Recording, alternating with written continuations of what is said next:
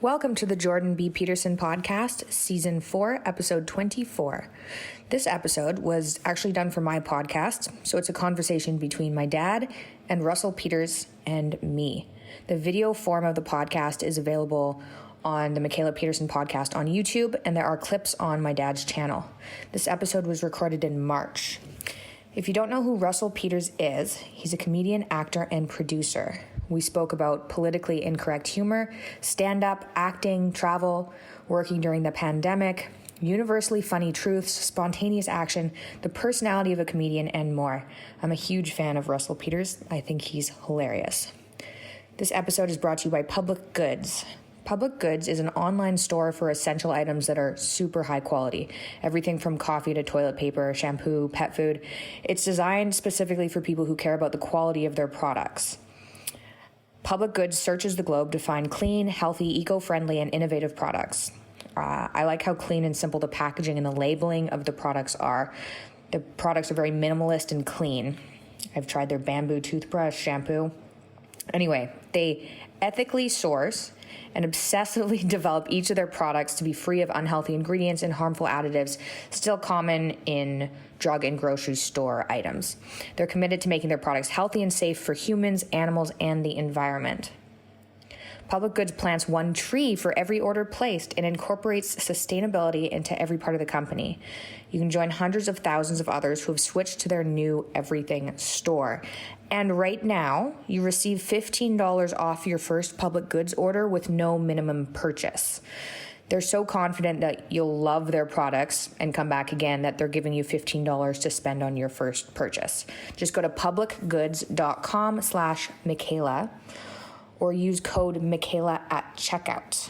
That's publicgoods.com, publicgoods.com/Michaela, Mikhaila, like Mikhail Gorbachev with an A.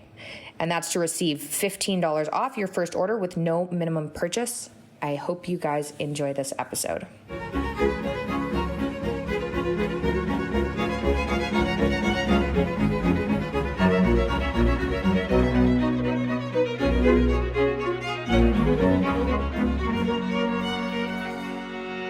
Well, hello, Michaela and Jordan. So nice to see you.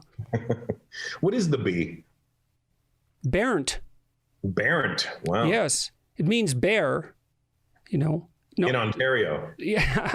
Yes. Well, it's Norwegian. My great-grandfather, who built a boat and sailed it to North America, was named Barent. Oh, wow. Yes. You know that much about it. People have pronounced it as burnt my whole life, which also has a certain ring of truth to it. But Barent is good. That's solid. But burnt, well. Have you gone back to Norway ever? Yes. Although I don't know if it's back exactly. Well, I mean, just to go visit the motherland, your motherland. Yes. Yes. I was there a couple of years ago. I've been there many times. Are you popular there? Ironically, yes. You seem to be popular everywhere. I mean, I'm trying. I mean, the goal for me is to maintain it. Yes. How's that been with COVID and not being able to tour? Well, I'm touring right now. Yeah. I'm doing there's only 3 states really you can go to at the moment. So Florida, Georgia, and Texas. So where are you right now? I'm in Atlanta. Do they limit the number of people in there? Is it still fun to do? Yeah, the maximum is 150 people in the club, but that's fine. I mean, as long as there's people and they're laughing, I don't really care how many there are. I've done shows back in the day where there was like 3 people in the audience. So, you know, anything over 3 is good. I've done academic lectures like that too. Right. Yes, sometimes where there are more panel members than there are audience members. Yeah, that's all. So you got to deal with all that other stuff. I just have to. What sort of stuff do you mean? You got to deal with the panel members and the board, everybody else who wants to come out and watch you. And you're like, well, I'm not here for you guys. I'm here for those guys. And yeah, that's rough when there aren't any of those guys. Well, there will be. As soon as life gets back to normal, you'll have plenty of those guys. So you're in little clubs, and but you're often in stadiums. Like, which do you like better? I mean, the clubs is like being in the gym. You know, it's like a fighter. If you're training for a fight, you're in your dirty little gym and you're working out every day and you're sparring with guys and doing what you got to do. And then when you're ready, you take it to the big stage. Right. I saw Louis C.K. in a little club in New York when he was polishing an act a couple of years ago. And yeah, so I knew of that training regimen, so to speak. I miss him. He's back. You saw him at the Comedy Cellar, probably. Yes, yeah, that's right. In the Village, yeah. That's where we all came up together. Me, Louis, everybody, Chappelle, we all came up through that club too. Back in the mid-'90s, I would go there. I don't even know how I got on. I didn't realize it was a tough club to get in and on stage from, because at the time we were all coming up. So like, yeah, he's with us. He's good. Throw him on. I'm like, okay, cool. That's handy. Yeah, it's very handy. Well, none of us realized we were going to make it. We all were just doing this because it's what we wanted to do. How did you get started in comedy? Like, how did you decide I want to be a comedian? That seems like something that nobody can achieve. Well, for me, it was, I didn't want to work for anybody. I was just genuinely, this is the real answer, I'm genuinely a lazy person. Yeah, so I didn't know, is it that you didn't want to work or that you didn't want to work for anybody? A bit of both. Or both. A bit of both. A bit of both. I have a problem with authority, so, and I think you can understand that. we question things. We're critical thinkers. We don't just accept the information. I need to challenge it to make sure that this is not false information or one-sided. So, especially when it comes to authority, in those little not low life, but those places where they don't really have authority, but they're using some sort of authority against you. I was never good with that. I used to work at Aldo Shoes at Young and Bloor back in the early 90s. And the district manager didn't like me. So he would always make me do really annoying things like, here, change the shelf right there, like that, just really tedious, annoying things. And one time I was really sick and he was like, do it. And I'm like, I was doing it really slow because I was tired and sick. And he's like, well, what's wrong with you? And I was like, I told him, can you swear on this podcast? Yes. Get the fuck away from me, bro. And he was like, I'm your supervisor. I don't give a shit who you are. I'm sick. I don't feel good. Leave me alone. And then they hired a new manager, and then he had told the new manager to break my balls. And then ultimately I lost the job because I came in late. I got a speeding ticket on Lakeshore. And the manager was like, why are you late? And I said, I showed him the speeding ticket. He goes, this isn't a good enough answer. And I grabbed him, and I threw him against the wall, and I punched him in the stomach, and I left. So well, that's dramatic.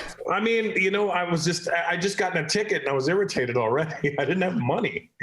I don't have money, and now I'm negative money because I got this ticket and I got this guy being a jerk about it. I'm like, this is not going to work. So you don't score very high on agreeableness. I think as I get older, I do, but I have to respect the person giving me those ideas. Like Jordan is a guy who I respect the hell out of. You could tell me that the sky's purple and I'd probably believe it. I'd be like, and I think he's right. He's onto something here. Well, it is purple sometimes when the sun sets. It's true. They're definitely. But there we go. We established that right away. So what's the significance of your hat? Oh, I just didn't want to do my hair. It's very attractive, and your hair as well. It's I got a show later, and I didn't want to do it early, so I was going to do it after I did this. And then I do jujitsu, and this is my teacher's school. So, Constant Contact is a digital marketing platform that helps small businesses and nonprofits of all sizes build, grow, and succeed. With email marketing, contact management, industry-leading list growth tools, social media ads, and more, Constant Contact helps small businesses connect with customers, find new customers, and sell online, all from one easy-to-use platform. They've been trusted by millions of businesses to help improve their marketing. With a 97% deliverability rate, you can rest assured that your customers and potential customers are getting the right message at the right time. With a simple interface, Constant Contact's easy-to-use platform makes contact management easier than ever. Their list growth tools help you find a bigger audience fast. Lead generation, landing pages, text to join, and social media ads are proven to grow your list and drive engagement with your brand. With thousands of integrations, you can sync Constant Contact's tools with the tools you're already using. So I have a question for you, a burning question. I watched one of your comedy specials. I think it was from London. I believe so. It was in a big auditorium, big arena. Mm-hmm. I mean, you had tens of thousands of people in there, which I thought, first of all, I thought that was remarkable that you could pack a whole arena. Mm-hmm. And so I want to talk a little bit about that. But what I found so fascinating was that like your audience was obviously multicultural. Mm-hmm. And you were insulting one racial or ethnic group after another. And you could feel the hunger in the air, even through the television screen, for each race or ethnic group waiting with bated breath for their turn to be insulted. Yes. And so what do you make of that? And how the hell do you get away with it? Well, I think it's because I touch on things that when I talk about a certain group of people, I'm talking about it from their perspective, not my perspective. So the way they read it as this guy actually understands us. We can't be offended because he just said something only we should know about ourselves, which means he's either an insider or he's really paid a lot of attention to us. So one way or the other, they know it's done as a tribute as opposed to making fun of. And when you call people out on certain things like that, they're like, wow, how did he know that? Okay, we can trust this guy. Okay, so then how do you know that? You have a network of informers like embedded in racial groups all around the world? No, when I travel around, I just pay attention. I like to go to malls not as much now because, I think I've been to most of the places at least once or twice already. So I'm pretty familiar with the lay of the land. But if I feel like something's different in the air, I'll definitely go out and investigate what's happening out there. I ask local people just really simple questions, What do these people do here? How are these people treated? Who looks at who as lower and who looks at people as higher? And, and then you figure it out from there. I determine which way I'm going to go with this. Like I was in Berlin a couple of years ago doing shows. I'd never been to Berlin before. I'd never been to Germany before. And I noticed, so I got on stage and I said, it's so good to be here in Berlin. I tried your local cuisine last night. I had no clue you guys were Turkish because they got Turkish food everywhere. I enjoyed the new great German kebab. It was fantastic. They want to see you go and see what's really going on. They don't want you to come in and be like, oh, that was 20 years ago. Get with the times, Yeah, well, there's nothing worse than an outdated comic. Well, it's true. I mean, you have to be on the cutting edge. It can happen to you at any time, though, as a comic. Yeah.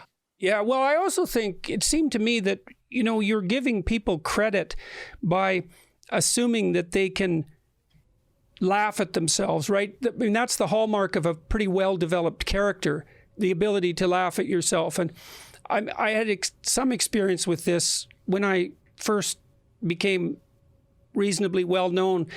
People noted the similarity of my voice to the voice of Kermit the Frog. And I saw it 3 or 4 times and I thought, oh my God, I hope that's not true. And then I went and listened to Kermit the Frog and I thought, oh my God, I sound exactly like Kermit the Frog. But I've never put that together, but now that you've said it, I just pictured Kermit talking.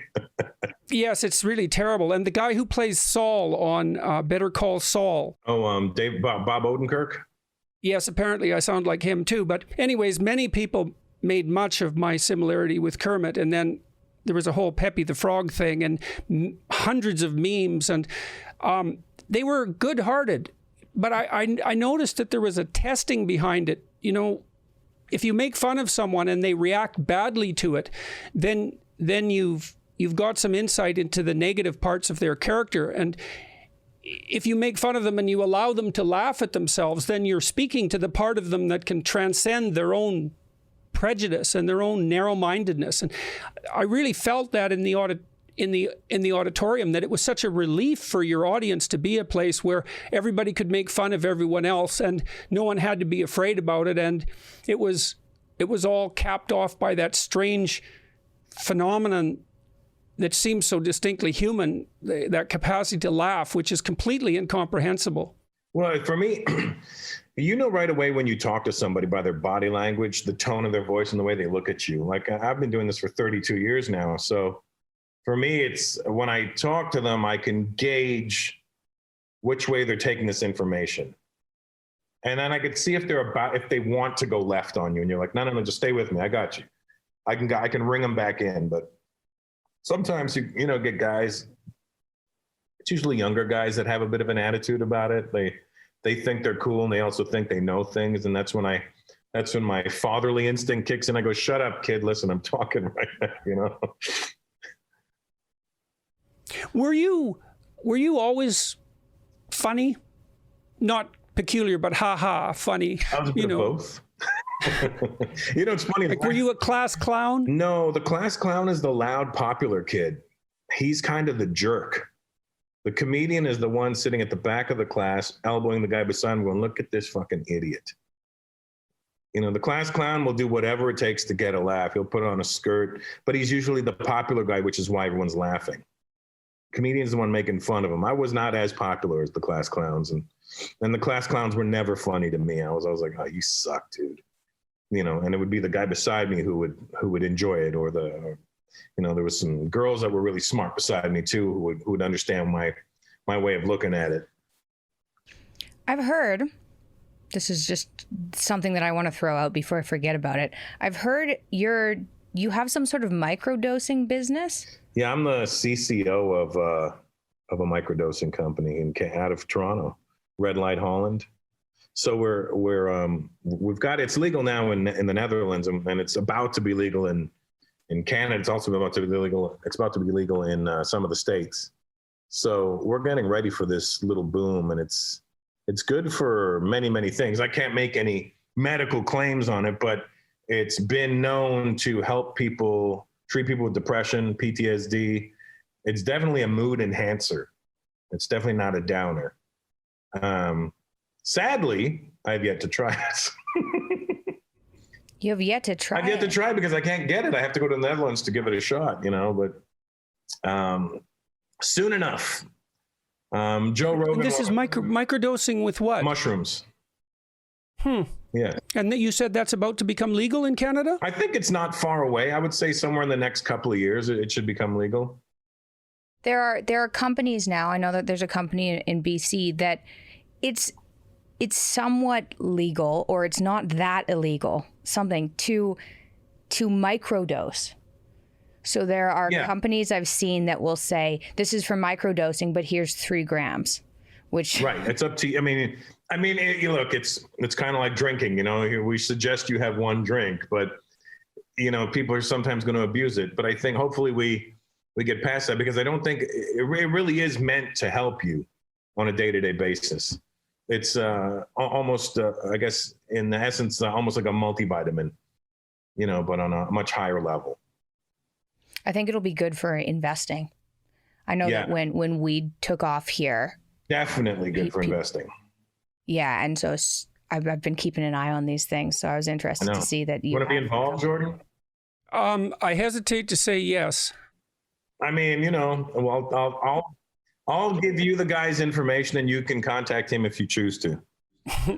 Well, I haven't been in serious trouble with the media for about 3 days, I think. So it's probably time to do something that'll... What do they come at you for? Jesus, I don't know, really. I mean, I expected the attention around me to dissipate 3 or 4 years ago. Mm-hmm.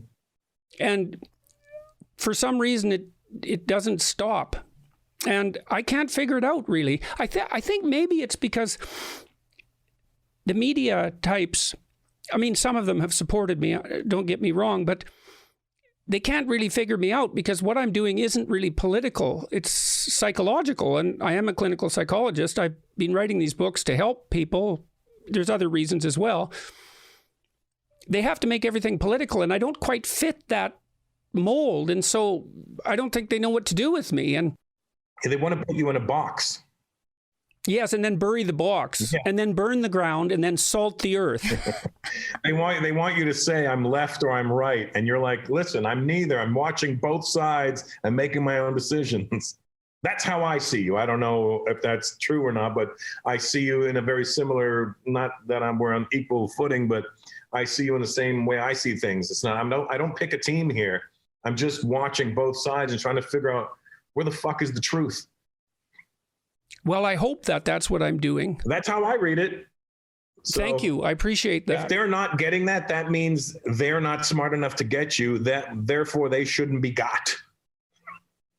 Well, it's been a great mystery, and it's all come up again this week. So I don't know what to say about it exactly. It's stressful. Yes, it is stressful.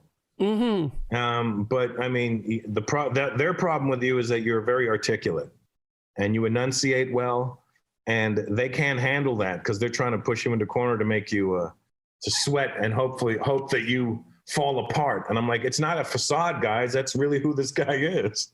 You're not gonna. That might actually be part of the problem. They might have been reading things or even listening to lectures, and they're like, well, maybe he's got that memorized. Maybe this is somewhat of a facade. I think that could be part of it. I'll get to the real thing, and then when it doesn't appear, it makes them angry. Maybe. Yeah, I don't. We Northern Albertans are known for enunciation skills. You know. You're from Northern Alberta? Yes, I am. No clue where you were from, to be honest. I thought you were a Toronto guy. No, 350 miles northwest of Edmonton in a little town called Fairview. I know Fairview. There was a gig there back in the day. No, really? Fairview. 26 years ago, I did a show in Fairview, and I remember going, what the fuck is this place? It was like, there was a hockey arena there. Yes. And the hotel was part of the hockey arena, and it had no windows. It literally looked like this room. It was just like cement walls. I was like, am I in jail? And it was freezing. Yes, it's freezing. It's very cold there. Yeah. It's very cold in Canada, obviously, but that's a particularly cold part of Canada. Yes. I know exactly where you're from. There was a comic back in the day, maybe around 96, 97, a comic named Monty Cohen died out there. I think he was going for a run or something, and he got hit by a truck. And it was all bad because I remember I had lent him these VHS tapes of. I used to be a big Kiss fan when I was a kid. And that's embarrassing. I found these really cool VHS Kiss tapes, and I lent them to him, and then he died, and I was like, damn it, how am I going to get my Kiss tapes back? Actually, I listened to Kiss when I was 13. I have to admit it. Yeah, how old are you now? 58. Oh, so you got 7 years on me? I thought you were younger than that. You're so youthful looking. It's the brown. I'll be 51 this year. So you're not in Canada anymore. You relocated to the States a while ago? 15 years ago. But day by day, I consider moving back home. Every day, I'm like, you know what? I don't see the purpose of being here anymore. Where are you located? I'm in Vegas and Los Angeles. Oh, you're in Vegas. You live in Vegas? Yeah, I've been there for 14 years. That must be a trip. I mean, at first, when I first moved out there and I was in my late 30s, it was great. You're a young guy, you suddenly got money, you got no dependents. You can have a blast in Vegas at that time. But as you get older, you're like, oh, this is not for me anymore. And my kids are both in Los Angeles, so I have to spend some time there to see them all the time. I think that's really the only thing stopping me from moving back to Canada are my kids, because I have 2 different baby mamas because I'm an idiot. And one, I think, would let my daughter go, but the other one will not let my son go. That's a different pot of shit on its own. So I like LA. I've been there many times. I like LA. Yeah, I've seen you on Rogan. What's that? I've seen you on Joe Rogan's podcast. Yeah. And I have some friends out in LA that I visit quite frequently. So, but there are some advantages to living in Canada. I think the advantage, it being Canada, that's the advantage. It's funny to me when I hear all the Americans go, we're not turning into a socialist country. It's socialism. And I'm like, it's really not that bad, guys. It's really not that bad, guys. You see how your teeth are crooked and your spine is broken? Well, it wouldn't be like that in Canada because we're socialist assholes. And the taxes are it's like the same now. I mean, at least in Canada, you pay high taxes, you get something for it. You get better roads and you get healthcare. Over here, you get nothing. You might just get shot. That's about it. I'm ready to move somewhere warmer. I thought Texas is looking pretty nice. Texas is pretty cool, though. I do like Texas. I do. You're not wrong, Michaela. So how has your comedy changed and shifted over the years? I think it's become a little bit more introspective. I don't think the set that I'm doing right now is as introspective as the last one was, but it's a work in progress right now. I don't know. I'm trying to figure out how to word this one the right way, because I want to toe the line, you know? And because when you're towing the line, somebody's bound to get offended or take it the wrong way. But I want to make it so that if you take it the wrong way, I could show you why you're wrong. So I'm figuring out the wording at the moment, but, you know, I'm trying to cover subjects about, you know, you and I are part of the generation that I say that I feel like my generation is mad at the younger generation. Like, we look at them like they're idiots and that they're soft and that they're sensitive. But the problem with that is we made that generation. That generation was inside of us and we released it.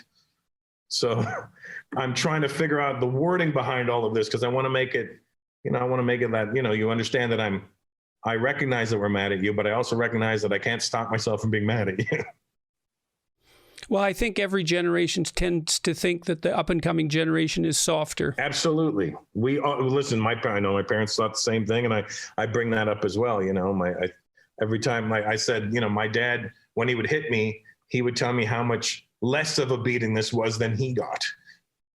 You know, so I always like to go the extra mile and make it extra goofy. I said, my dad tell me, "You're lucky this is all you're getting. Your grandfather threw a leopard at me." I'm like, what?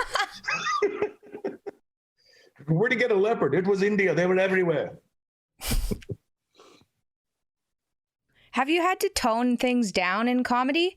Because people are all stressed out anyway because of this whole COVID situation. But some comedians have been somewhat destroyed, and you tell, like, you're really funny, but you veer into, well, I would say, like, a lot of race jokes, and you described them earlier. They're funny, and maybe it's because you cater to the people you're joking about. But how have you managed to, I guess, get away with doing that, especially with media? And yeah, that's the main question. Well, the beauty for me is that my audience is loyally my audience. So the people that are getting offended would never have bought a ticket to see me to begin with. So I can't cater to the hater. I got to cater to the people that enjoy you and want to see what you do.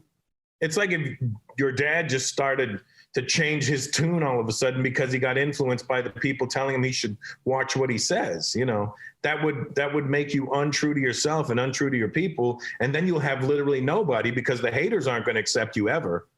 And the people that want to hear what you have to say, you've just turned your back on them. So I got to stay true to who I am. And I always know my intent when I'm saying things. I know that my intent is never to offend or hurt anybody's feelings. My intent is only to make you laugh. And if you get offended by something I said, then you've got your own personal issues you're working with. I just happen to trigger them and make you realize that this is a problem for you. And maybe you need to go see a psychologist. Well, I think part of the reason I get away with offering people advice, let's say, is because I try to include myself in the group of people to whom I'm offering advice. Right. I'm always thinking of the ways that I don't live up to my own expectations. And I think that's genuine. I don't think it's a front. I think that, you know, you make no shortage of jokes about your own ethnic group, and you're always the butt of your jokes as well as the person who's telling them. And so the audience can tell that right away. It's obvious that you're not telling jokes from a position of superiority.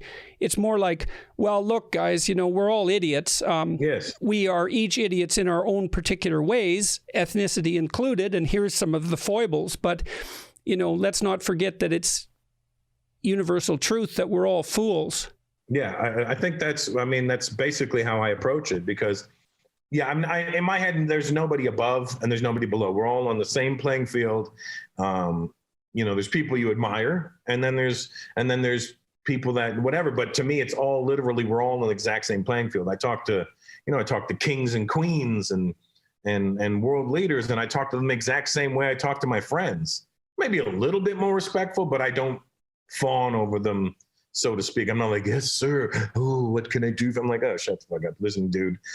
You know, I have some. You know, I'm friends with the King of Jordan, and when him and I talk, it's like two guys talking. It's not like, sir, how are you?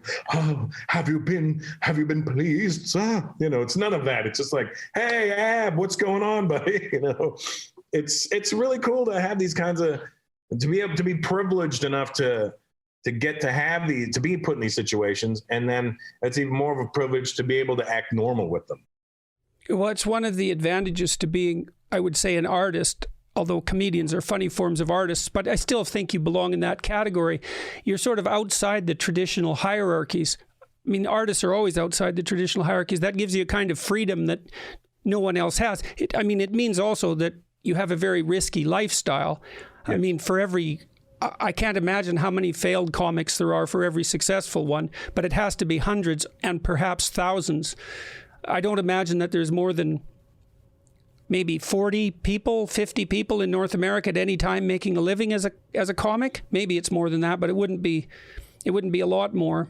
Yeah, well, you know, the thing is, there's a lot of comics that never made it that are 100 times funnier than most of us that did make it. But for whatever reason, they just never made it. Something about them didn't click, and I don't understand it, because there's so many guys that are 100 times funnier than myself or any of the top guys that you've seen. There's guys that have brilliant minds, but they might be their own worst enemy. You know, they might just shun victory, so to speak. Well, you know, it's similar to inventing a new product in some sense. Not only does the product have to work, but you have to be able to sell it, and you have to time the market. And so you have to be the voice for the times. And if you are, well, that's not exactly your doing. It's something that's your good fortune. But it can easily not happen to people. I mean, there's an endless number of ways not to be successful. Oh, yes. I'm fully aware of those. Especially at the pinnacles of success, you know, and has there ever been a comedian that's had larger crowds than you? Oh, now there's a bunch of them. But I mean, I was the first guy to do arenas and stadiums on a consistent basis. And I can still say that I'm still one of the only guys who still does arenas and stadiums without being mainstream popular, in that I don't have a TV show. I don't have a bunch of movies behind me. I'm not known as an actor or a movie star. I'm known as a comic. I mean, Kevin Hart always sells out arenas and stadiums, but he's a big movie star. He's got over 100 million followers on Instagram. So I don't even have 1 million followers on Instagram yet. And people like mock me, and I'm like, what is it? I don't care. I'm a grown. That's a desperate plea, by the way, from a Canadian comedian for more Instagram followers. So you people out there who are watching and listening, have some pity and sign up. It's free, God damn it. How do you not take something free? And then they message me, hey, can you send me a video saying hi to my dad? It's his birthday and he loves you. And I click on their page. You're not even following me. You can't do something free. It doesn't even cost. You can mute me and follow me. I think it's perfectly reasonable of you to charge the admission price of an Instagram following for a personalized video. To say the least. I'm on Cameo too, so I can, you know. So, how old were you when you were still unknown? Like, when did you make that transition from unknown to known? So I started when I was 19. And I started to gain a little bit of traction in around 95, 96. In just the Toronto area. You know, I started doing these black comedy shows. Kenny Robinson started the Nubian Disciples of Prior All Black Comedy Sundays at Yuck Yucks, and it was once a month. And having grown up from about the age of 4, most 98% of my friends were black, because I dealt with a lot of racism in the 70s from the white kids, and it wasn't a nice place to be. So I didn't hang out with them. I was like, well, I associate them with pain, so I'm not going to hang out with them. And it was people like, oh, Russ, what the fuck are you talking about? It's Canada. I go, it was very ugly. I know, so when people say racism, I know what it looks like and sounds like. It has a tone and it has a certain bite to it, and there's a venom attached to it when people say things. So I can tell when somebody's jokingly saying something or if there's a little bit of something in that, you know. And the Black community never ever did that to me. There was a couple of times and a couple of guys, but they were just dicks in general. So, but for the most part, all the guys I grew up with were Black. So when the Black comedy show started in '95, I was like, this is my audience. Like, these are my people. And when I went out, a lot of them didn't know me. And then when I started talking about things, they were like, oh my God, this is our guy. So I got really lucky with that. And Kenny Robinson started that 26 years ago. And we were supposed to have a 25th anniversary show last year, but obviously, I don't know if you guys heard, but there was this COVID thing going around. Oh yeah, this epidemic. Yeah, I've heard about that. It may not reach Canada. Wouldn't that be funny if Canada was so slow, it just got there in 2 years? You know? Like fashion? Yeah, no, I don't know what we're doing. I haven't been home in a year, but I would like to know what's going on with fashion out there. Are you guys in Alberta right now? No, we're in Toronto. Oh, okay, there you go. And where the hell did you get that couch? Thank you. I bought it off of Facebook Marketplace. A very elderly lady was selling it. It had been living in her garage for a very long time. You know what I thought you were going to say? A very elderly lady died on that couch. Well, we don't know exactly what has happened on this couch. It's so retro. Like I'm fascinated by it. I'm like, was that like a 1960 something couch? It's got to be. It might be earlier. The cushions were solid, just toxic waste. I had to get everything replaced, but they're nicer now. Yeah. Yes, she's inordinately proud of this piece of furniture. Yeah, so it's good of you to notice. Unhealthily proud of this couch. I noticed the coffee table in front of you has that gold trim around it as well. So that's also in tune with the couch. So I see what you're doing there, Michaela. Yeah, well, she's going for this Russian gangster, early disco, crazy cat lady aesthetic, and you should see the couch in her living room. It's from the 1970s. It looks like it was owned by a Greek disco star with excess chest hair and his shirt open down to here, and gold necklaces dangling all the places you don't want them to be dangling. Oh yeah. Dangling where you dangle. It's. It was apparently untouched in a showroom for reasons that you'd understand if you saw it for like 40 years. Well, I think this is a good time to tell you. Your daughter told me she's changing her name to Svetlana, so to match her decor. I can just change my last name to Korakova. Yeah, that's it. Yeah. My husband's last name's Korakov. I just haven't taken it. Oh, he's Russian. Korakova. Yeah, it's very strange because I named her after Mikhail Gorbachev, and I had this house full of Russian realist art, and I've been obsessed with authoritarianism, especially of the communist type. And my daughter married a Russian, and my granddaughter's first language is Russian. Hilarious. So I don't know how the hell any of that happened. Lenin as a painting fell on me when I was a kid. When I was sleeping, wham! That's what happened. And just for the people listening, not John Lennon either. No, not John Lennon. Yeah. All those paintings are in storage now. My wife got sick and tired of living inside whatever it was we were living inside. Strange Soviet museum, I guess. And now we have light instead of darkness in the house. I was engaged to a girl who was who grew up in the Soviet Union, and then she moved to America in like 90. She moved to America in 92 during the riots. She moved to Los Angeles, and her mom didn't know anything about anything. And there was a school that was a magnet school, and she didn't understand. She just thought, it was good for medical. If you want to, it's a high school that was geared towards the medical field. And she sent her there, but it was in Compton during the riots. Oh man.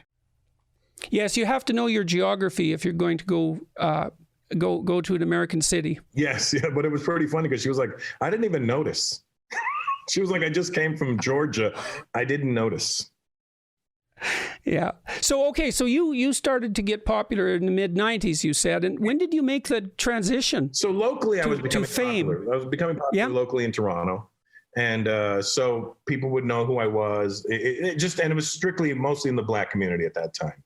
And And then I started getting interest from Indian people because they kind of shut me out at the beginning. I'm the first guy, so they're going to be there was a lot of trepidation, the word, I've said it wrong, but you know what I'm saying? They were hesitant to accept. I think it's trepanation. Whatever it is. Oh no, that's when you get a hole hacked in your skull. Trepidation. Yeah, it's trepidation. Okay, good. I did it right. Good. So they were hesitant. So they started like edging towards me, like, let's have him host this Indian culture show, and I would do it, and then they would get offended because I wasn't like the other Indian kids. I wasn't the guy who was going to be like, hello, namaste. I didn't grow up like that. So don't expect me to all of a sudden know what your customs are in India are not the same as what my family's customs were in India. So India being such a big country with so many different types of people, there's not one uniform thing. So they started to I would either kill or bomb. There was no middle ground for it. And then I started touring around. I started going to England a lot. And from England is where I started seeing the world. I started going to England in 95. And from England, you would get gigs. I'd be like, hey, Russell, do you want to go to Northern Ireland this week? And I'm like, hell yeah. So I would go Belfast and Derry. And this is at the time when the IRA were bombing garbage cans in London and stuff. They were still very much big with what they were doing. And then you would get gigs and be like, hey, do you want to go to Belgium? Do you want to go to Denmark? And I was like, yeah. And I started going all around the world and I started really digging it. And that's when I started opening my eyes to so many different ways. And that's why I think very early in my career, I was exposed to so many different countries. So it wasn't like being in Toronto and meeting different cultures. I was going to these places and seeing it firsthand. So late 90s, you started to get mass audiences? No, I started gaining audience popularity when they would start coming out specifically for me at clubs, would say around 2004, after my 2003 special had aired. And it's funny because Yuck Yucks, where I was working, they used to, this is how scummy this business is. And this is no slight against them. I get it. You're running a business, but come on, don't make me feel like I'm getting something when I'm not. They were like, the pay scale for a headliner was 100, 150, or 200 a show. So there was A, AA, or AAA. I was a AAA. So I was getting $200 a show. And they had booked me in the Mississauga Yuck Yucks. And they called me into the office and said, Russell, we're going to do something for you that we've never done before. We're going to give you your $200 a show. But because you're selling so well, we're going to give you an extra $1 per paid customer. And I said, wow, that's really cool.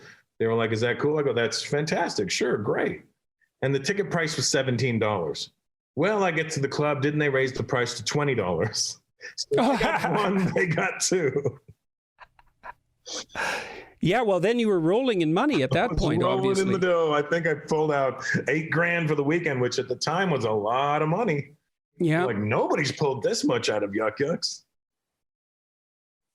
When did you start? Okay, two questions. One, when did you start getting recognized randomly on the street? And was that transition difficult from not being recognized? Because I'm sure after your special, I think I watched your special. I think everybody I knew watched your special. So right. There must have been a transition from being recognized everywhere from not being recognized. Well, I see. The thing is, I was always like out and about and I don't want to say I was popular, but I would go out a lot. And I was also DJing at the time back then. So if I wasn't doing comedy, I was DJing at a club or something.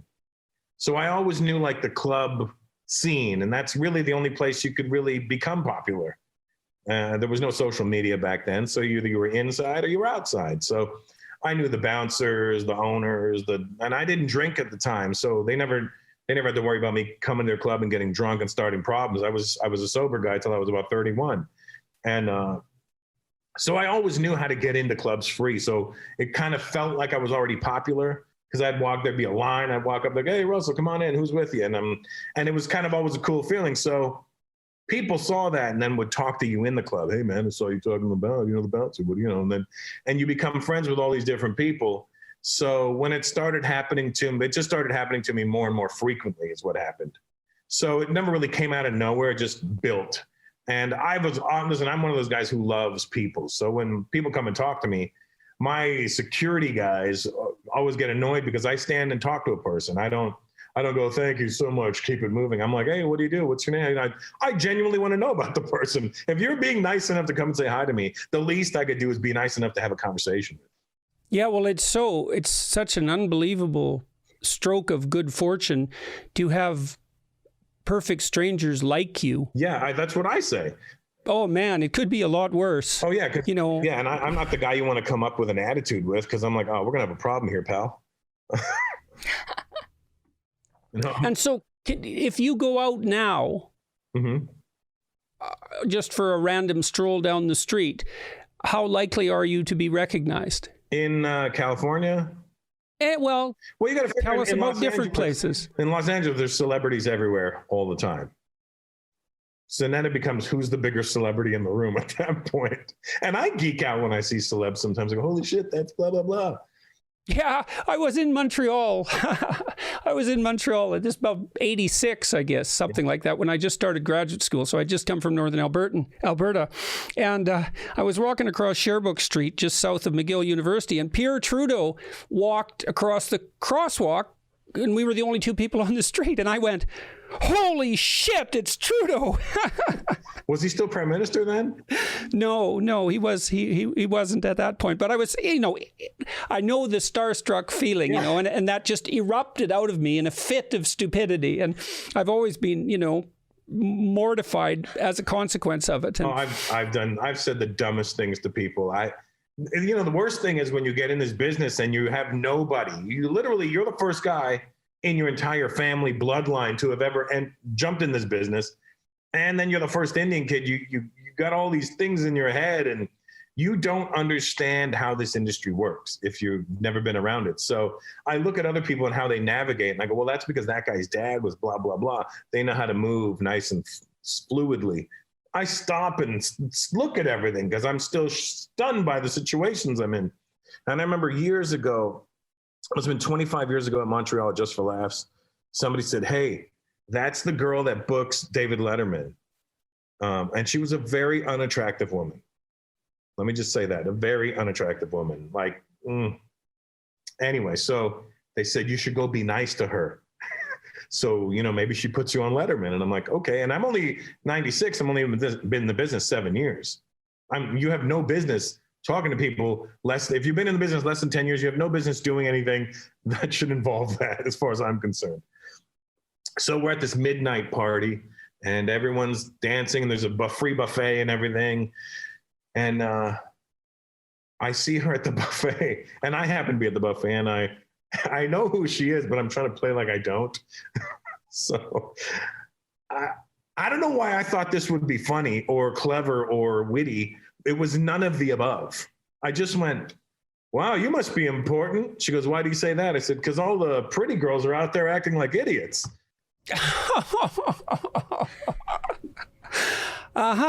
So did you get booked on Letterman? Never. Or did you get macaroni dumped down your shirt? She goes, what? And I go, and I just walked away. What am I going to? I'm not going to defend that. So yes, I've stuck my foot in my mouth many times. Well, you'd have to if you're a comedian. Yeah. I mean, that's, I think, part of the process. Yeah, well, you're not going to find out what's funny until you know a bunch of things that aren't funny and you flub up a lot. I tell people that. You're not going to appreciate success until you've had failure. And are you good at coping with failure? Like, I've been fortunate, because I haven't bombed in front of a large audience, and that might be because people are willing to give me more credit than I deserve because they're already viewers of mine and so on. But like, I don't know if I could hack that. I'm not resilient in that way. And you said that when you were first starting that you bombed in many places. And listen, with comedy, you're never above bombing. It doesn't matter who you are. Chappelle can go out and have a bad night. I mean, anybody, I think that's what keeps us interested in our job is that what's tonight going to be like? We don't know. People go, you're going to kill it. I go, we don't know that. Yeah. I want to kill it. I don't know that it will happen. It's up to the audience. What if I get some sort of resistance from them? Last night, there was some guy drunk and yelling out, and I was getting irritated by it. And, you know, I think the older I get, the more short-tempered I'm getting with stupidity, you know, and I'm like, shut the fuck up, dude. You know, back in the day, I'm like, hey, what's your name? What do you have? But last night I was like, enough, kid, enough. And so, you know, that kind of threw the vibe of the show right off, because they're like, oh, is he funny tonight or is he angry? What's this guy's problem? You know? Right. Well, I have an affinity for comedians. I think partly because I hung around with a group of people when I lived in Northern Alberta, and all we ever did was try to make each other laugh. And the currency of our social group was laughter. If you could tell a good joke or say something funny, then you scored a point, and it was great. I loved it. And maybe it was part of the culture too, a more working class culture. Yeah. But what I did on my lecture tour, I think, was very similar to what stand-up comedians do. I even attempted now and then to be funny, which I can be now and then. But I also had that sense of performing without a safety net. You know, it was never obvious, I think, to the audience, and it certainly wasn't obvious to me, whether or not I was going to have a successful talk, because I didn't know beforehand. Right. And I think that's something that's so fun about, it's so dramatically exciting about live shows like comedy shows, is there is the ever lurking threat of disaster. And for the comedian, it's like, well, you're not funny. And so then you're up there trying to be funny and you're not funny, and it's painful for the audience and it's painful for you. And everyone knows that can happen. And part of the thrill is to be part of that and watch the potential train wreck unfold. And then everyone's so happy if you are funny. Yeah, I mean, there's a lot of variables too with comedy. I remember I was doing this show about 14, 15 years ago. It was in DC, and Bono was there from U2. Michael McDonald was going to perform, and I'm sitting at Michael McDonald's table with him, and Padma Lakshmi is there, and Ashley Judd, and it was like this AIDS awareness benefit dinner thing, and I was to perform. And the show started at 8, and for some reason they decided they wanted to put me on first. But people are still coming in and people are talking to each other. Nobody wants to hear a comedian first. And so I'm up there doing my act, and just nobody's paying attention. Nobody, like literally nobody. And I could feel my heart beating fast. I'm like, I'm getting so, and I'm sweating, and I'm really stressing out because there's all these celebrities in this room, and I'm like, this is my chance to, you know, make a splash here, and nobody's paying attention. And not a flop sweat splash. Oh yeah, I did make a splash in my armpits. So I got so mad at them. I go, well, you guys have been horrible. I hope you all get AIDS. Good night. Did you get any attention for that? Nothing. Nobody paid attention. I walked off the stage and right out the building and into my hotel room, walked back to my hotel room. Like, I don't want to be here. Huh. So you seem like somebody, I'm really interested in personality, probably because I grew up with my dad as a dad. But I've always wondered with comedians, I had a number of favorite ones when I was younger. Like, you were up there, Bill Burr. Right. George Carlin. Carlin's my favorite. He was so funny. But I've always wondered what kind of personality these people have in common, and you come off as very disagreeable, but also volatile, which I can also identify with. But Dad asked a bit about recovery, like how do you get over having a bad show? Because as a comedian, you need to be fairly resilient. So does it just not phase you? Yeah, and you don't drink. I mean, that's what comics had that going for them. I do now, but I didn't start drinking until I was 31. That's really late. That's really delayed. Why? It just never occurred to me. Literally, it never occurred to me. I'm genuinely a happy person. So I think my fear was always that I didn't know what I was repressing. I didn't know if I was repressing anger, sadness, but it turned out the first time I got drunk that I just couldn't stop laughing. I go, am I repressing happiness? What the fuck is wrong with me? So now when I get drunk, I just laugh and make jokes. I realize, oh, no, I'm a happy guy. This is great. This lets it out further. Oh, that's good. So you're happy temperamentally, and your shadow is also happy. Yeah, which is a great place to be. God, that's for sure. That's so fortunate. And that doesn't seem to me to be something that's particularly true of comics in general, though. Well, that they're happy. Some guys get dark, and you're like, okay, I don't think this guy should drink. This is not the guy to be drinking with. You want to get drunk with the guys that are going to laugh and joke with you and break your balls, because that's what comics do. We have really dark sense of humor, very dark senses of humor. Like you give us a mass shooting, and our reaction is the same as everyone else's. Oh my God! But then literally right after, oh my God, oh I thought of something. Yeah, you know what I mean? That's how our brains go. Well, how else are you going to deal with those horrible things? You know, I mean, you can tell if you've had a traumatic occurrence in your past when you've got over it, when you can make a joke out of it. Like I listen to my daughter talk sometimes about her health trouble when she was a teenager, and like she can use black humor to make the people that she's talking with laugh about it. And that's a sign that it's been dealt with. And thank God we've got humor to deal with catastrophe, because what the hell else are we going to use? Yeah. You can rise above it then. And I think that's the problem with this whole cancel culture thing, is that they don't give you the opportunity to look at it the right way. They want you to, it's a very interesting place we're in, because people are screaming tolerance, and you need to accept this and you need to accept that. But at the same time, if you're really preaching tolerance, then they need to accept that these people are going to need time to accept your wishes. You're going to have to, there's going to have to be an exchange here. It can't just be you say you do this and you accept that and that's the way it is, and then we go okay. No, that's not tolerance. Well, and it'd be a real shame if we continue to destroy the people we have that are talented just because they make a mistake, especially comedians, because they're going to make a mistake. How can you not go too far if you're always trying to get, because if you're going to say something funny, you have to be 1 millimeter away from being offensive. And the closer you can get to that, the funnier you are. And everyone knows it, because they know that there you are out on a limb, taking a risk. You want to go, oh my God, I can't believe that he just said that. And you laugh and you think, oh, it's so good that he just said that, because it means it's acceptable. And you're going to go too far sometimes. And it's funny for me is I'm performing here in these red states now. And I'm not a political guy at all.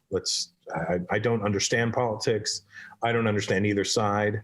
But I do this joke about Donald Trump, and it has nothing to do with politics. But as soon as I said, one night I was in Houston, I said, the reason I don't trust Donald Trump, these 3 girls got to go, fuck you. And they left. I go, you didn't even hear what I was going to say. Of course, that's kind of a demonstration of why you didn't trust him. Yeah, well, I said the reason I don't trust him is because he does this when he talks. I don't trust people that do this, because the only time you see that in your real life is when something is wrong. Like, hey man, you got that money you owe me? So it's always got this negative connotation. I'm not going to finish the joke, but you get the idea. It was good while it was going. But they didn't wait for that part. That's the thing is, so a lot of people just jump to these conclusions because they can't seem to think that anybody else thinks differently than they do. So we're breeding a whole generation of narcissists. It's not just, I swear though, coming from the younger generation, I don't think it's just us. Now, it's certainly worse at my level, and I think it gets worse the younger you get. Right. You peaking at maybe 20 or 21. Right. But people's opinions that are older have also changed. It's not like everybody who's older is immune to this. There are a lot of people who are older that are also perpetuating it. Absolutely. It's a double-edged sword, but we got to live so much longer without that, and now we're getting into that. Whereas these kids are growing up with it, so it starts much younger. I liken it to music, you know what I mean? And when, for example, I was a big hip hop head growing up, and I've produced hip hop documentaries, and I'm very involved in the hip hop world. But I was part of it because it was this brand new thing when I was a kid. it had just started, and it was like you had to discover it and you had to find it. It just wasn't readily available.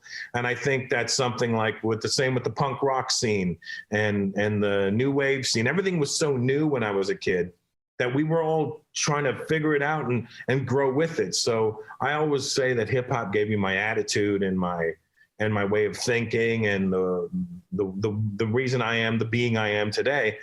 And now you got these kids that grow up and hip hop is just there.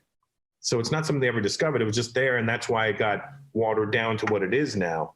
And it's the same thing with the social media. You're going to have, you got girls in their 20s now that are selling their pictures on OnlyFans for $5 a month, naked pictures of themselves.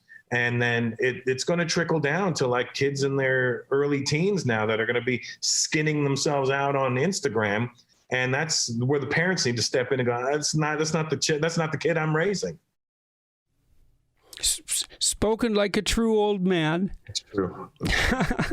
Yeah. I mean, look, you did a good job with your daughter. You know what I mean? I plan to do a good job with my daughter. Yeah. Well, it's nice. Yes. Thank you. That's the right answer to that. It's because you don't know me very well. I know. I mean, I can see the darkness in your eyes, but it's not mean. It's more sees through you. And that's why you can marry a Russian guy, because they don't care.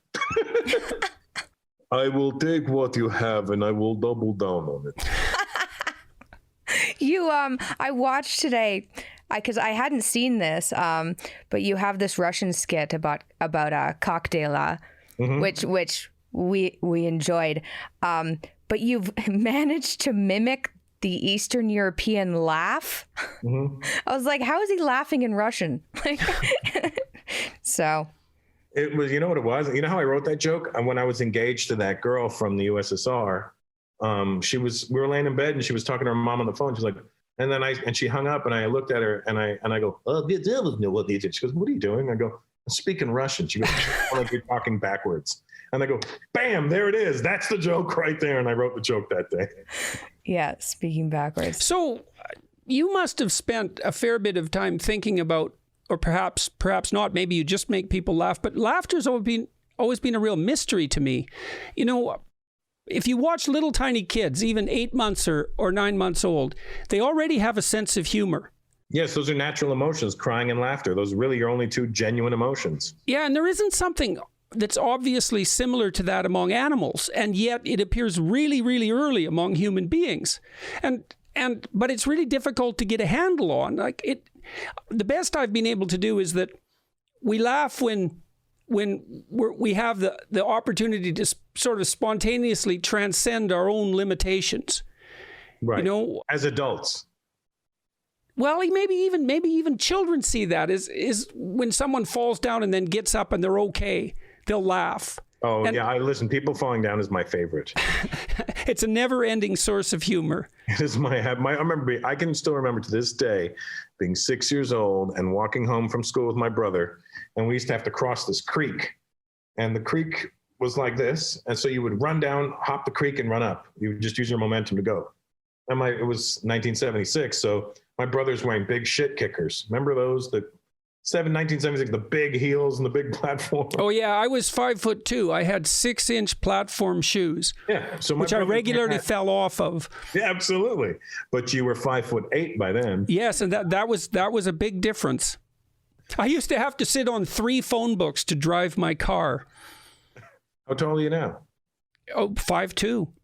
Oh wow. 6'2". Yeah, it was really quite sad. 6'2". I'm 6'2" now. Oh, you know what? I always pegged you as about 5'8". Hey. No. That's fighting words. Small head. A small head.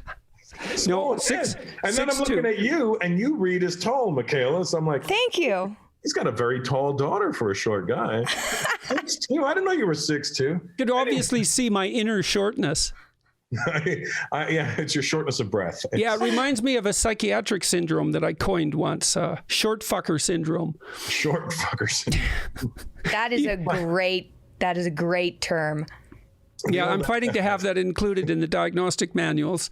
You should, and get rid of Napoleon syndrome. Oh, I have residual short fucker syndrome from being tiny when I was a teenager. I was small as a kid too. I was very little in 9th and Well, ninth grade. By grade 9, by the end of the grade 9, I had grown a little bit. But at the starting of grade 9, I was 4'11" and 75 pounds.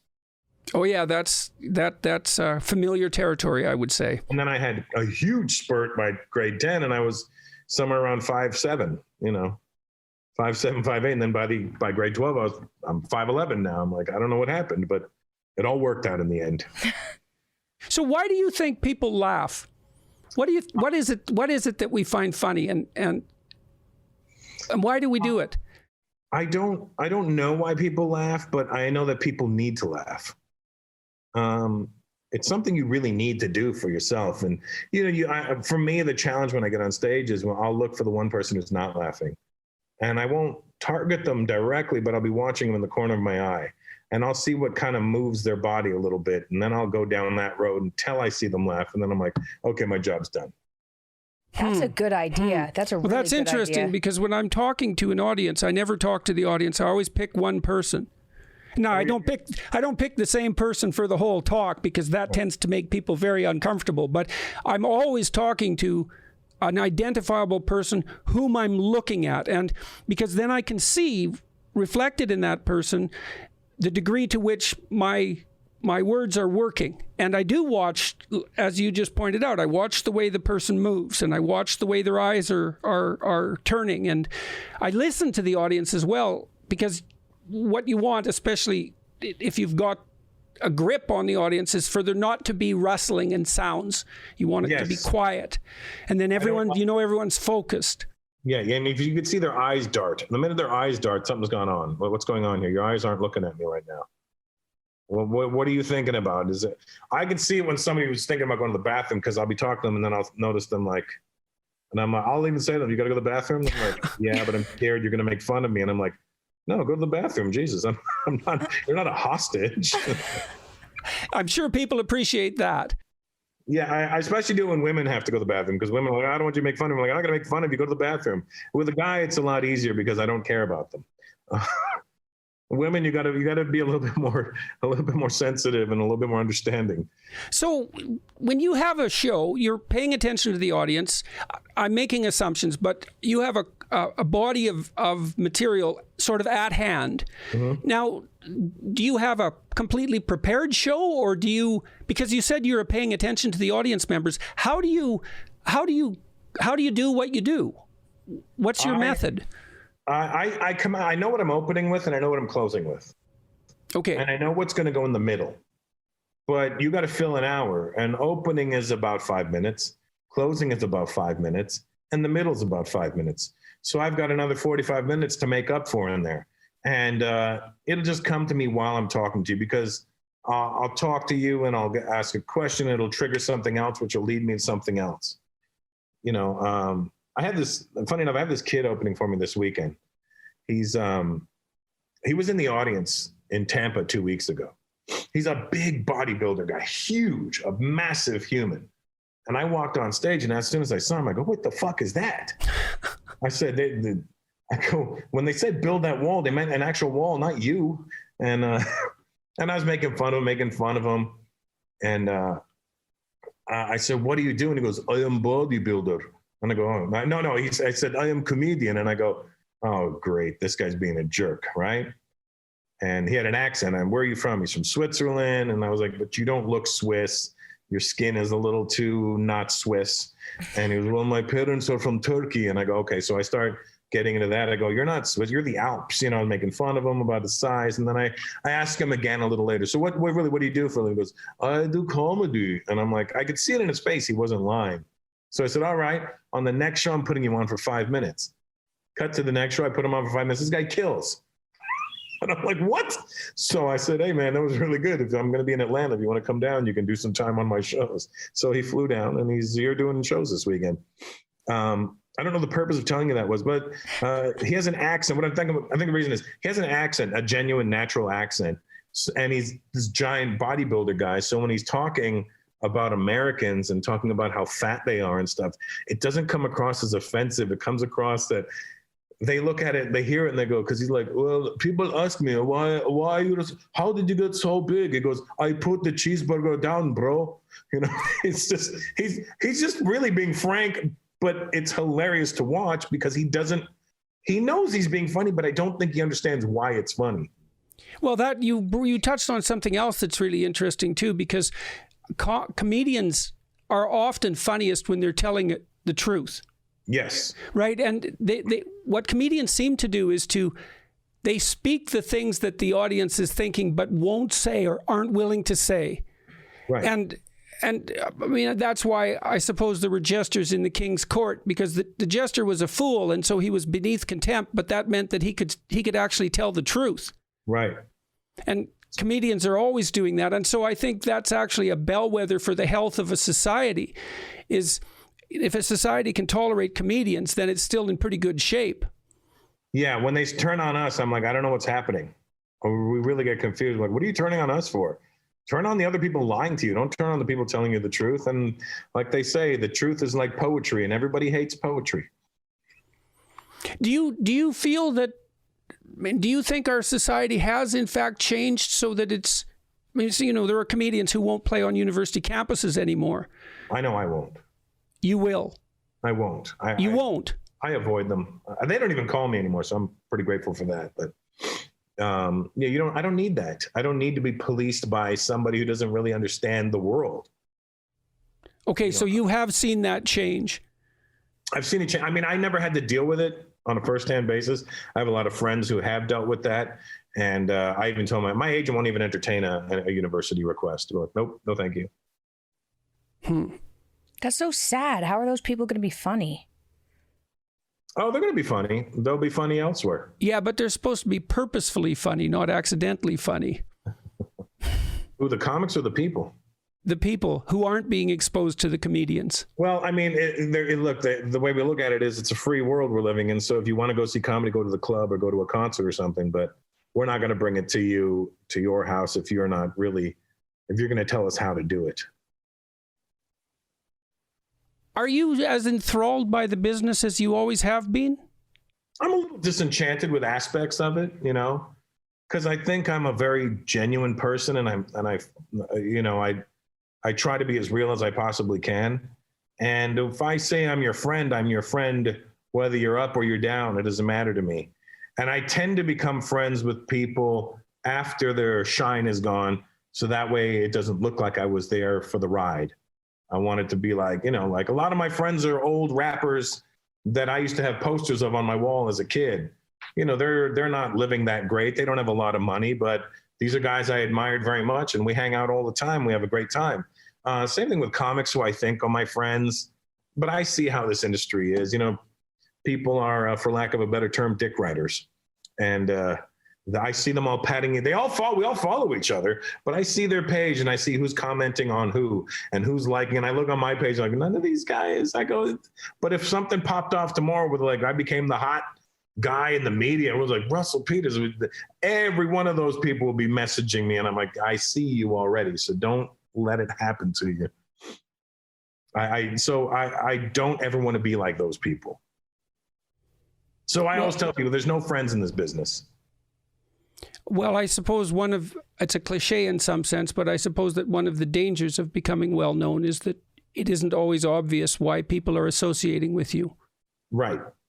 I mean, I have a situation in my personal life that is a result of that. So, it's the reason I have a son. You know what I mean? I got duped, kids. I got duped. Well, it's also not easy for, once you become well known, it's not that surprising that people are affected by everything that comes in the aftermath of that. I mean, it really is overwhelming and compelling. And so it's not like it's easy for an external observer to separate your fame from you.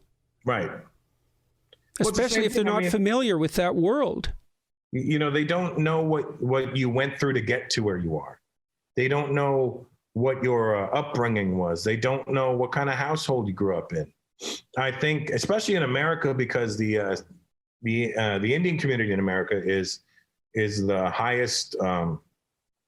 It is the wealthiest minority group in the country, and so they all grew up upper middle class to wealthy in America. It's not like in Canada where we have poor Indian people and then, we have different levels of us over there. And so I think they automatically associate me with those ones over here and go, he had a privileged life. I'm like, no, my mom worked in Kmart. My dad was a meat inspector. We did not have a privileged life, To us, an exciting, the big move for us was in 1986. My dad bought a Cutlass Sierra used from Hertz, and it had air conditioning. And we're like, yo, we finally got air conditioning in the car. We didn't have it in the house, but we had it in the car. And my dad wouldn't turn it on because it would waste too much gas. It would have to be a special day for him to turn that AC on. It's way easier to look at somebody that perhaps you're jealous of and assume that the reason they got there is out of luck rather than hard work, because that means you don't have to put in any hard work because you couldn't get there anyway. Right. They negate you. They try to, marginalize what it is you've accomplished. Well, and there is luck associated with it too, as we already described. Is you're in the right place at the right time, and you could have been talented at the wrong time. It happens all the time to people. So, but the fact that it's luck, somebody, I think. Sorry, go ahead. It's much easier to hate on somebody than it is to show them the respect and love that they rightfully deserve. And your fans, you sound like you're treated very well by your fans. They're always great to me. They're so loyal. Yes, and I've experienced the same thing. I'm so grateful to my viewers and listeners and readers. They've been so good to me. I can't believe it. It just shocks me, and I'm hoping constantly that I don't do anything that would be disappointing. So, well, you're like me, because you don't. You want to walk the tightrope, but you don't want to disappoint. I get it 100% what you're saying. It's getting there is one thing, and then maintaining it is a whole nother animal. Yes, well, especially when all of us are deeply flawed. Oh man, I know about all that. Yeah, well, yeah. So I heard about a project that you're doing. I don't know whether or not this is true, but are you doing something with the comedian Just Rain? Yeah, Just Rain wrote a TV series. He gave us a script, and then my brother and I are executive producing it. Okay. I think it's for funny. CTV or CBC, one of them. So you haven't had a sitcom, you haven't been in movies. Why not? I mean, I've been in movies, just, little small scenes here and there, and that's fine. I initially got into this because I wanted to be an actor. And then I realized I quite enjoy stand-up a lot more. You get into a movie situation and you got to do these 12 to 14-hour days, which I'm not a fan of. And out of those 12 to 14-hour days, you may be only working 4. But there you are waiting around, bored to death, sitting in this wardrobe and you're mindless. It's dizzyingly boring. And the financial reward isn't the same. So for me, it's like, oh God, this sucks. I can't wait to get out of here and just go be free again. I feel like a prisoner when I'm on a movie set. Well, it's doing a movie. Acting in a movie is very much different than doing stand-up comedy. Having to repeat scenes too. I can't imagine I just get frustrated having to repeat scenes over and over and over. Well, and everything's recorded out of sync, so it's not like acting in a play either. Yeah, it's not even yet. They may start, the middle of the movie, start shooting at the middle, and then shoot the beginning at the end and the end at the beginning. You never know. It depends on, here's where we're shooting. All these scenes are going to take place here. They're going to shoot them all in that. Of course. So, they're not going to keep continually going back to the field that they were shooting in, so wardrobe change, this look, that look, everything. And man, there's so many people. First AD wants it, then they want you on set in 15 minutes. And I'm always arguing with them. Really? Because are you going to be ready for me in 15 minutes? No, we just need you standing by. I don't need to stand by. It's a fascinating thing to watch. I worked as a grips assistant on a movie shoot in LA for about 2 weeks, weirdly enough, and it was fascinating. I had no idea how movies were made, but it requires a very certain type of skill, and it doesn't seem to me that there's much overlap between that and being a stand-up comedian, especially one who's spontaneous, and as you described, your own comedy. You have this massive store of material that you can draw on. It seems to me like jazz improvisation. Yeah, it's very much the same as that. Without the heroin, It's Coltrane without the heroin, really. Sometimes we just go up, and that's how I do it. I like to just see where we go. Yeah, well, that also captures the audience, because you take them along for the ride that way, right? So that's also something that's musical, because when I'm lecturing to an audience, I'm always paying attention to them. And I know where I'm going to start, and I have like 8 points in mind that are like the skeleton of the lecture, and yes. So I can always return to them. But then I'll go out on tangents, and many people don't like that style of speaking. But if I'm in decent shape, I can go out on a tangent and come back to the main story. But I can do that in concert with the audience, and then they're integrally involved in the entire process, and that's what makes the lecture come alive. Yeah, I mean, that's the beauty of it. That's also the part that keeps us as the person speaking interested, because otherwise it just becomes some sort of performance art, and it's just boring. I don't want to. It's a recital at that point, and I don't want to feel like I'm reciting this night by night. I want you to feel like you had an individual experience with me this night. Like, I saw you last weekend, the night you were talking to blah blah blah, and I go, oh yeah, that night, I remember that. And also talking to people spawns new ideas, and like you said, you go out on that tangent because you got triggered, and it made you think of a whole other way of looking at a situation. Yeah, it's a great privilege to be able to do that, and to have the audience there to help it along. Yeah, it's fun. I think it keeps us all interested in it. But sometimes, I go on these tangents and they don't end up in a funny place, and I'm like, oh well, we tried, guys.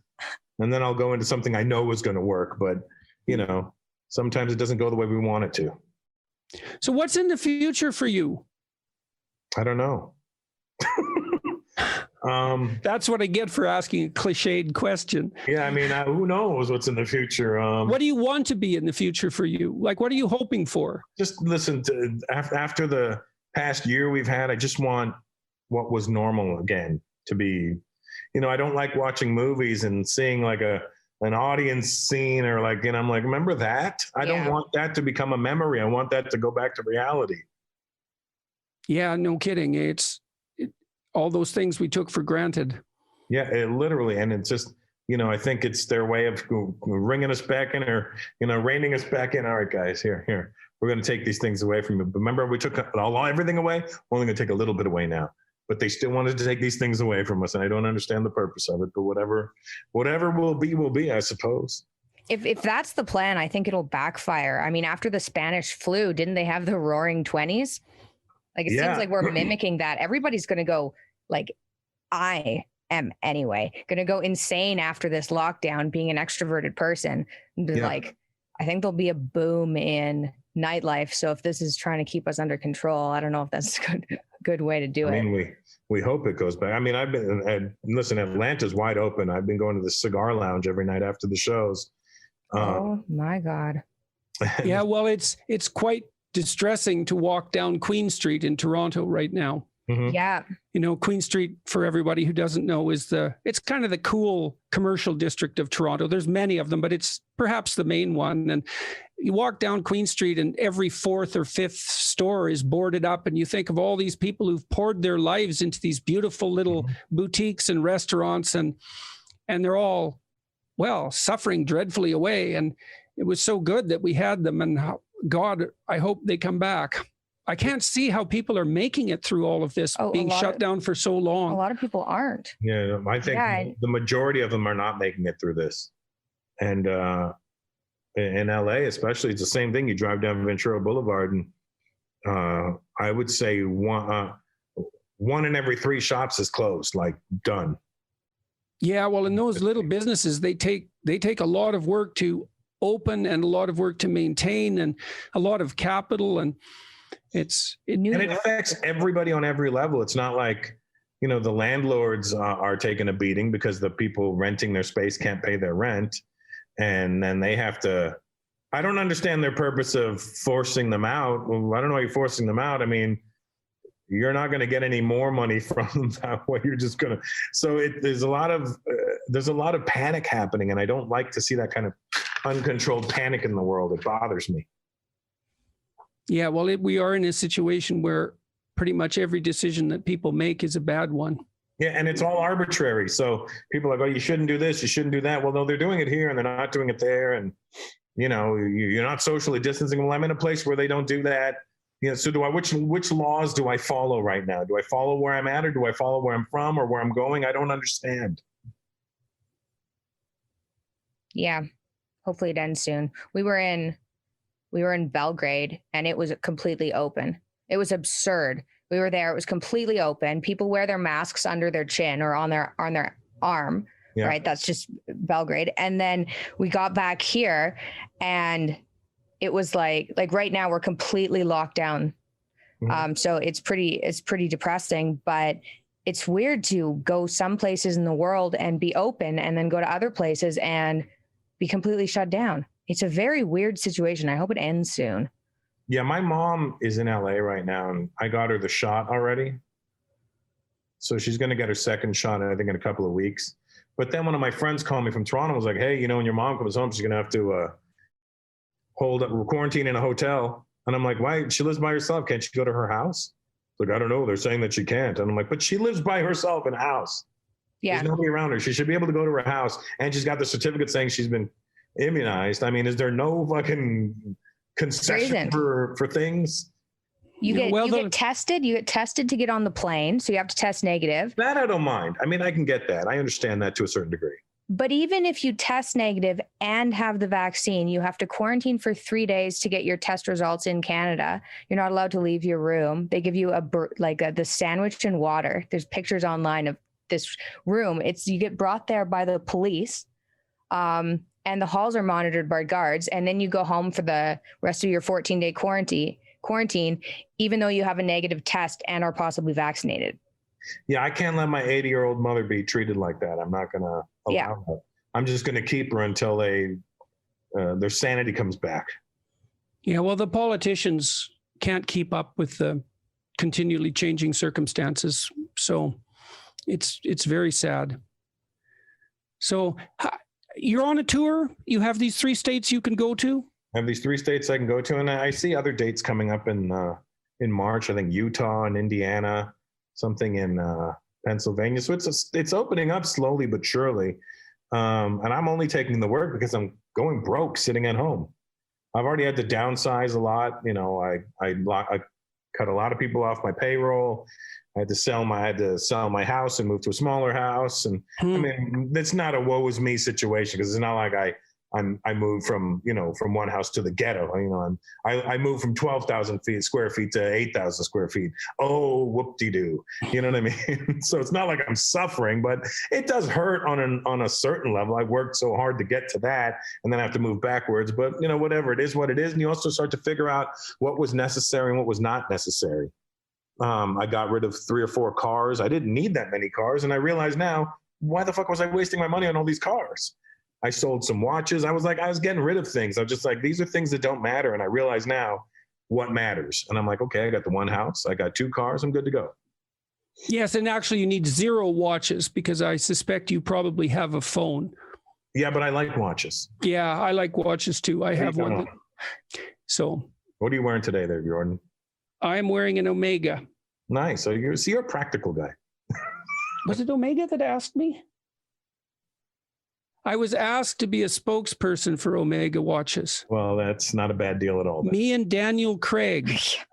Well, that happened about a year and a half ago. And I was sorely tempted to do it because it was so ridiculously cool, in my estimation, that I was asked to be a spokesperson along with Daniel Craig. It's ridiculous. It was so ridiculous that I really wanted to do it. You didn't do it? No, I didn't do it. You walked around and said, you're Bond, Jordan Bond. Yes, I know. That's what the B is for. Yeah, well, you asked at the beginning of the show. Yes, it was one of the more surreal invitations that I've had. Yeah, that would have been a good deal. I've never been asked to promote nothing. Not one thing have I been asked to promote. You want to stop the spread of AIDS? Give it to me to promote. No. How many shows do you have coming up? I got 2 tonight and 2 tomorrow, and which actually I got to start getting ready for. Yes, we should let you go. We're very happy that you agreed to do this talk, especially. I got to tell you, I was really honored to be asked to do your podcast.